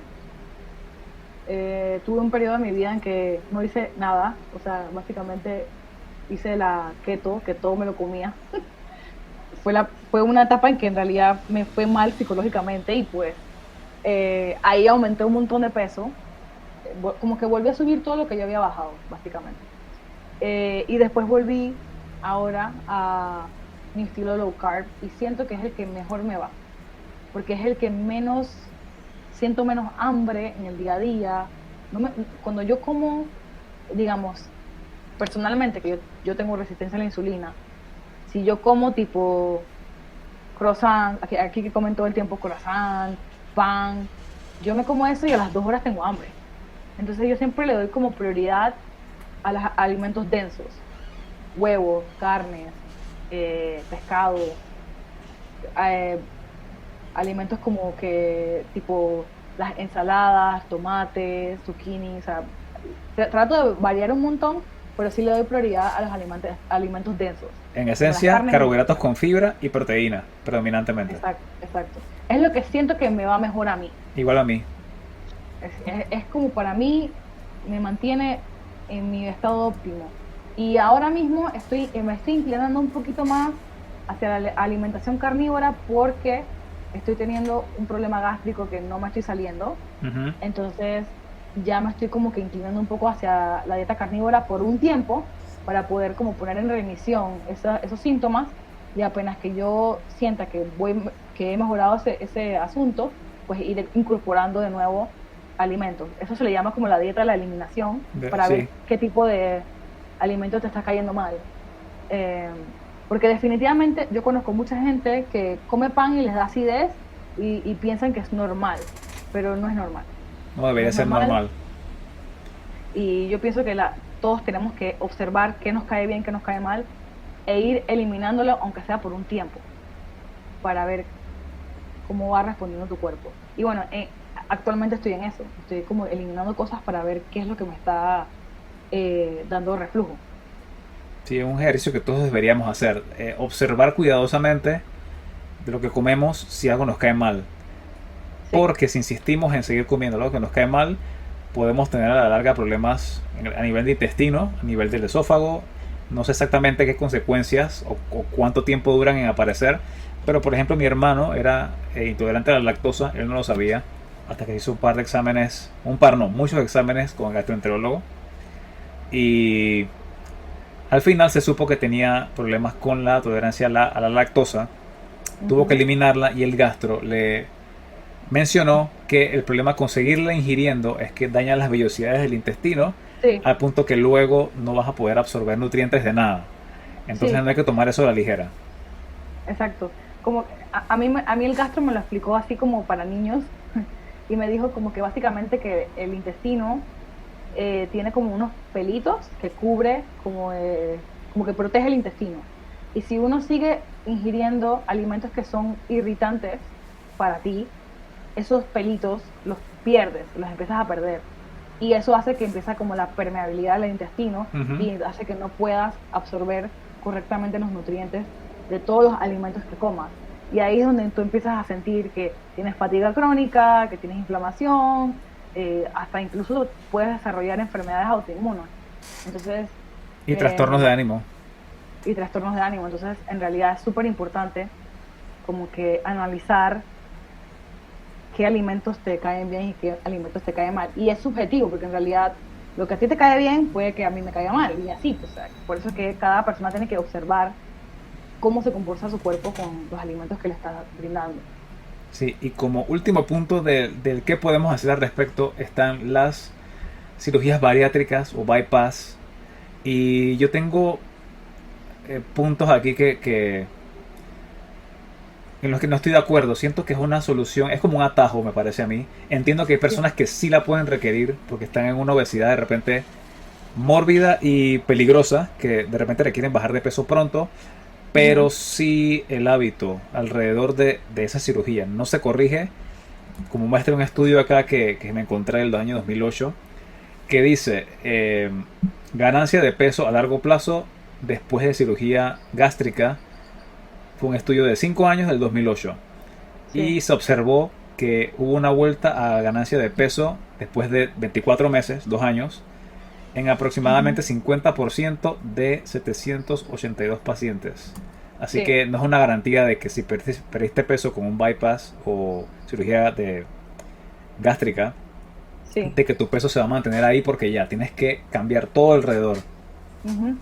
De hecho, yo esto de las cirugías bariátricas las he visto de cerca porque en algún momento en mi vida fue como una opción, pero cuando fui investigando, porque yo soy una persona que me gusta investigar, me puse a ver la información y en efecto encontré que la mayoría de las personas en un plazo de 2 años recuperaban el peso. Y yo siento que es porque, de nuevo, no se está tratando el problema desde la raíz. Porque básicamente con un paciente bariátrico lo que hacen es que te reducen el estómago y tú estás forzado a no poder comer las cantidades de comida que comías antes. Pero ¿qué va a pasar cuando tu estómago empiece a volver a expandirse? Vas a seguir, vas a poder comer más y los hábitos que tenías anteriormente, si no los has corregido, pues vas a volver a los mismos. Porque, de nuevo, o sea, no es la cirugía bariátrica no es la solución, porque si tienes estos atracones y exceso de comida y esto y lo otro, hay un trasfondo psicológico detrás de eso que no has tratado y que pues pones el bypass así como de solución, pero es una solución muy a corto plazo y no pienso que sea como que la solución a largo plazo. Lo que sí he visto es que personas acerca a mí han hecho bariátricas, la mayoría han recuperado el peso, Te pero perdimos sí he por visto que las 5 personas que segundos. Mencionaste que personas cercanas a mí, he observado que las que se han hecho cirugía bariátrica, la mayoría han subido de nuevo su peso, todo el peso a subir, pero sí he visto que las personas que tratan como ese factor psicológico que les gatilla comer en exceso, sí hay resultados. O sea, sí hay resultados como que sí pueden mantener su peso. Pero por eso digo que también es importante el factor psicológico. Tratar el factor psicológico. No solamente es, me hago una cirugía bariátrica y listo. Aparte de eso, cuando la cirugía bariátrica tiene sus consecuencias también. tiene Que riesgos. es como, sí. Y muchas personas, ya dijimos que, por ejemplo, a través del estómago y el intestino es donde tú absorbes los nutrientes y produces serotonina, dopamina. Cuando tú cortas el estómago, tú cortas parte de tu cuerpo donde se absorbe todos estos nutrientes. Entonces, básicamente, muchas personas a largo plazo ven que hay una decadencia en su salud. Ujú. Empiezan a tener problemas como fatiga crónica, inflamación crónica, y yo siento que es como que básicamente tu cuerpo tiene una reserva de vitaminas y minerales y tú vas agotando esa reserva a medida que vas comiendo tan poquito con una cirugía bariátrica y vas perdiendo esa reserva de vitaminas, nutrientes y minerales y pues a largo plazo ves las consecuencias. Y mucha gente se queja y he visto un montón de videos de gente que dice, a mí cuando yo me hice la cirugía bariátrica, nunca me dijeron de las consecuencias que me podía traer esto. Los doctores no te van a decir, es que puede ser que dentro de 5 años te sientas fatigado crónicamente y que no haya solución.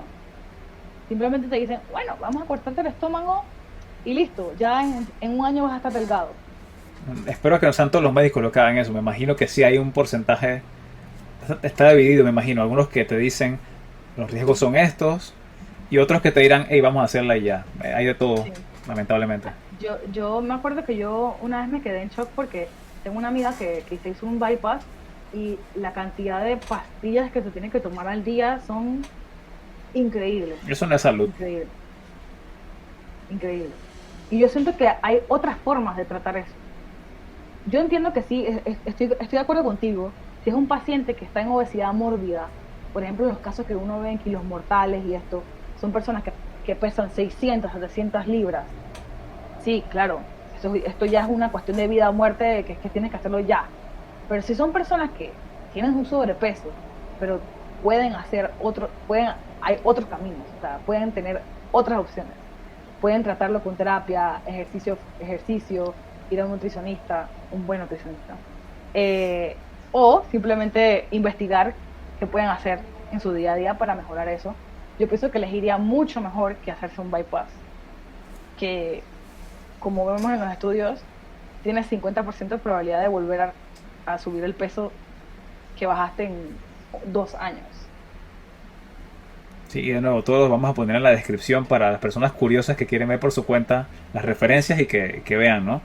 Que Claro. sí se ha estudiado. Y bueno, sé que hemos tenido un montón de tiempo acá, así que quería ver como o escuchar tus comentarios finales acerca de todo esto que hemos hablado, que sé que hablamos de obesidad, pero hablamos de otro montón de temas y ya eso es consecuencia de que la obesidad es algo multifactorial, que tiene impacto en muchas facetas de las personas y que tiene muchas Sí. causas posibles, así que es imposible hablar solamente de obesidad, hablamos de todo prácticamente.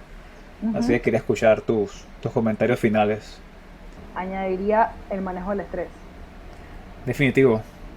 porque el manejo del estrés es hiper importante. es tan importante como la alimentación. Em, y de hecho yo solía ser de esas personas que tomaba el estrés por sentado, pero cuando vi las consecuencias del estrés en mi cuerpo me dije, wow, es importante manejar el estrés. Sí, y fíjate que eso de manejar el estrés suena como que tan woo-woo, tan esotérico, Exacto. pero es que antes ocurría naturalmente porque teníamos breaks del teléfono, dormíamos a la hora que era porque de noche había tantas cosas que hacer, tantas cosas que ver. Ujú, La comida procesada, digamos que era lujo, y lo normal ujú. era cocinar. Los trabajos tenían algo de movimiento físico, así que naturalmente teníamos la obligación de Tiene tomar más breaks break. Sí. y hacer actividad. Ahora es difícil estar Sí, conectado con lo natural. Estamos es totalmente sí. fuera de lo que De evolucionamos. hecho, de hecho, para mí, personalmente, es súper difícil como que yo me tengo que forzar a tomar breaks. Igual yo, A veces yo tengo que poner mi celular en la sala y decir, no lo voy a ver después de las 11. Pero en mi cabeza estoy tipo, desesperación. quiero ver mi celular, o sea, quiero ver quién me está escribiendo y qué está pasando en el mundo. Tengo FOMO, o sea, Fear of Missing Out, siempre. Es como Me estoy es un perdiendo de algo, sentimiento, me estoy perdiendo de algo, exacto, como que, Dios mío, ¿qué va a pasar? Va a pasar algo y yo estoy aquí durmiendo sin enterarme. Y en como verdad siempre. es una locura, es una locura. Sí, o sea, cuando nosotros decimos manejo de estrés, en realidad no es tipo, eh, no te estreses, o sea, no es eso. No es disque ir a yoga, aunque sí puede ser, Exacto. sino Sí, tomar es un conjunto pausas. de cosas que puedes hacer, es un conjunto de cosas que puedes hacer para sentirte menos estresado. Como por ejemplo, caminar, yoga, pintar, escribir, leerte un libro, meditar. Meditar funciona un montón. Antes yo era de las que pensaba que esta vaina de hippie de que vamos a meditar eso es una estupidez. Para nada, Funciona, para nada, funciona.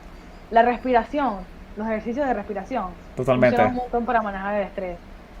Y añadido a esto, el suplemento número uno que me encanta, que, ok, este, consulten con sus médicos, es el magnesio. Magnesio, el glicinato de magnesio. Funciona Yo me atrevo a 100%. decirlo sin ser médico, tome magnesio.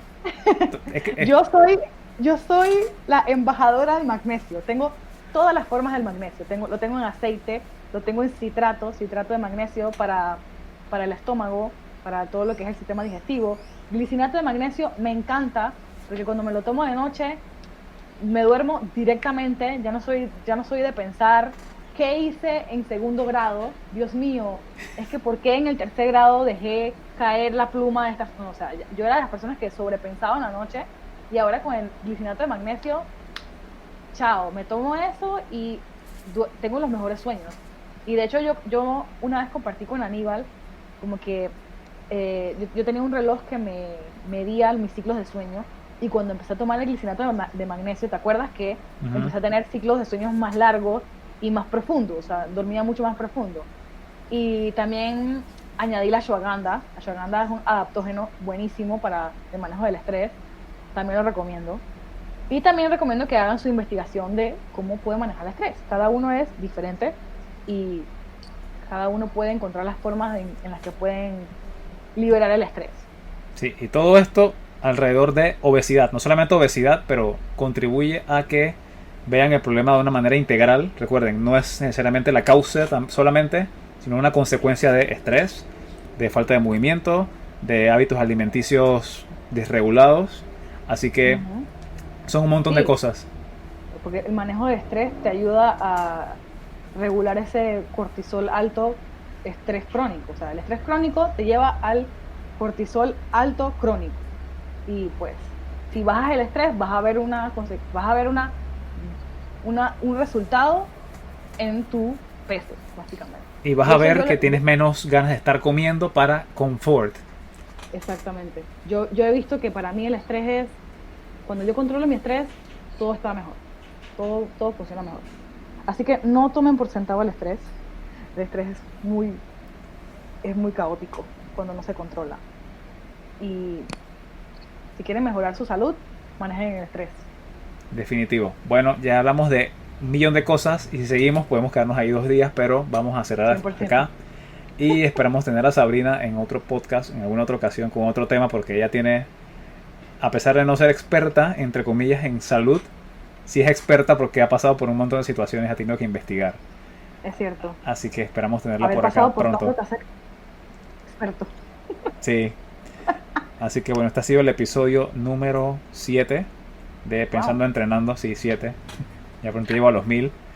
Y esperamos que les haya gustado y que hayan sacado información útil que puedan aplicar y mejorar su condición de salud, su actividad física y su vida en general. Así que este fue Aníbal y Sabrina el día de hoy. Y hasta luego, esperamos que les vaya bien.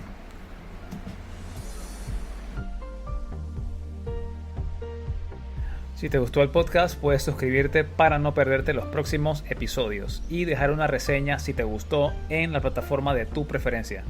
También puedes encontrarme en Twitter, Instagram o YouTube con el nombre de Aníbal Araúz, THE Aníbal Araúz con Z al final, una sola palabra. Gracias por escucharnos y hasta el próximo episodio.